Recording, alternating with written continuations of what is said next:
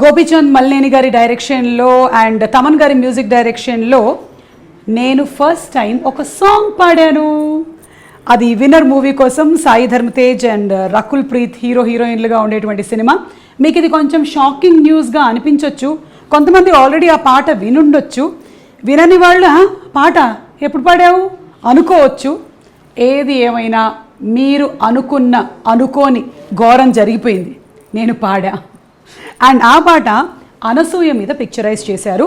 So ఇది first time మాకు తెలిసి తెలుగు ఫిల్మ్ ఇండస్ట్రీలో or Telugu television industry, Hindi or వేరే ఏ లాంగ్వేజెస్లో అయినా సరే ఒక యాంకర్ పాట పాడడం, ఇంకొక యాంకర్ దానికి నటించడం అనేది మొట్టమొదటిసారిగా జరిగింది.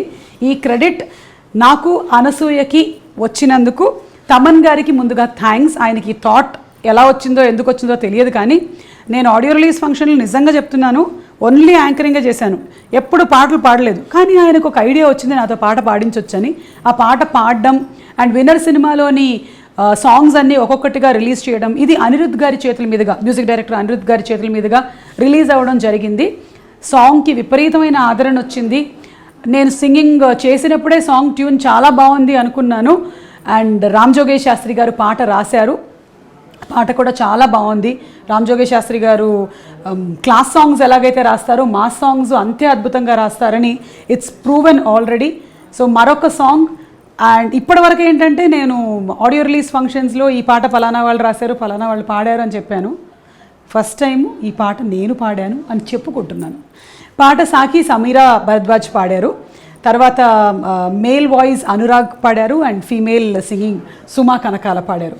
సో మీరు ఒకవేళ కనుక విన్నట్టయితే మళ్ళీ వినండి, వినకపోతే డెఫినెట్లీ ఒక్కసారి వినండి. ఇట్స్ సూయా సూయా మీకోసం. సూయ సూయ సూయ సూయ సూయా హఠ ఎట్ట పుట్టేసావే అనసూయా. ఇది మేల్ వర్షను, తర్వాత వస్తుంది ఫీమేల్ వర్షను.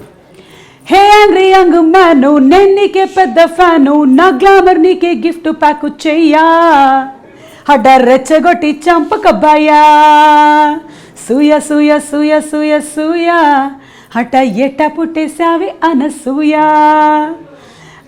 అనసూయకు కూడా హార్టీ కంగ్రాచులేషన్స్. బికాజ్ ఒక యాంకర్గా ఉండి తను ఈ ఫిల్మ్ ప్రొఫెషన్లోకి రావడం, ఒక సాంగ్ తన పేరు మీద రావడం అనేది నిజంగా ఒక great credit for her.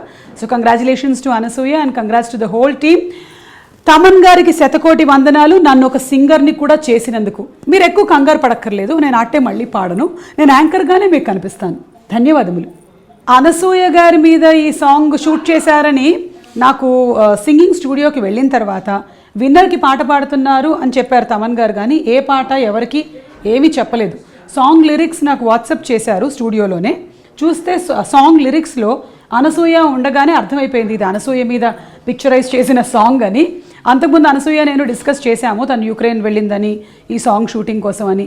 So ఆ పాట నేను పాడతానని కలలో కూడా ఊహించలేదు. అప్పుడు నాకు తెలియడం, నేను పాడిన తర్వాత బయటకు వచ్చి తనకి తెలియడం జరిగింది. సో ఇద్దరికీ షాకింగే. తను ఎక్స్పెక్ట్ చేయలేదు ఈ సాంగ్ నేను పాడతానని.